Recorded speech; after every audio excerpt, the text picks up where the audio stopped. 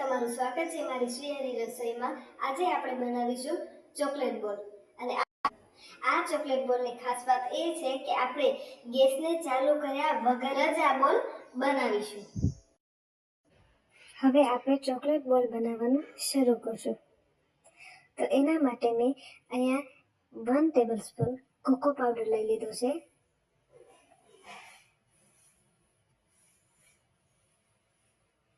1 tablespoon drinking powder,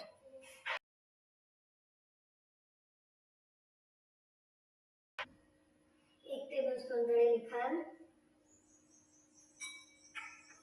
1 tablespoon કોપરાનું khaman,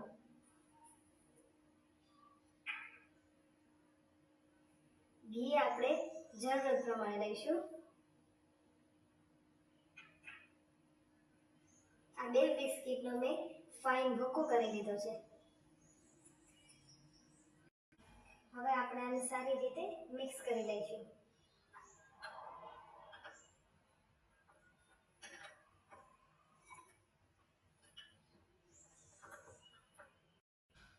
આપણું મિશ્રણ ready થઈ ગયું છે।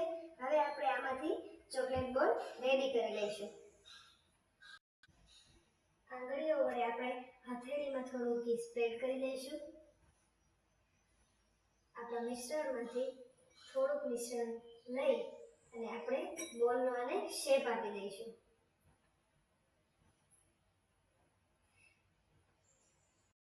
આપણા ચોકલેટ બોલ બનીને રેડી છે। હવે આપણે એને કોપરાના ખમણમાં રગદોળી લઈશું। આ પ્રકારે એક પછી એક ચોકલેટ બોલને આપણે કોપરાના ખમણમાં સારી રીતે રગદોળી લઈશું। આ ચોકલેટ બોલ નાના બાળકોને ખૂબ જ ભાવે છે, તો તમે આ રેસીપીને ઘરે એક વખત જરૂરથી ટ્રાય કરજો। આપણા ચોકલેટ બોલ બનીને રેડી છે। હવે આપણે આને થોડીક વાર ફ્રીજમાં સેટ થવા રાખી દઈશું। આપણા બોલ સેટ થઈને રેડી થઈ ગયા છે। હવે આપણે આને થોડા ગાર્નિશ કરી લઈશું।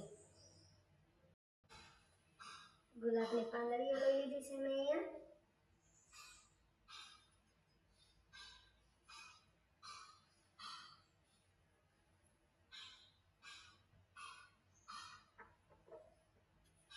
કોપરાનું થોડું ખમણ લઈ અને ઉપર એડ કરતા જઈશું।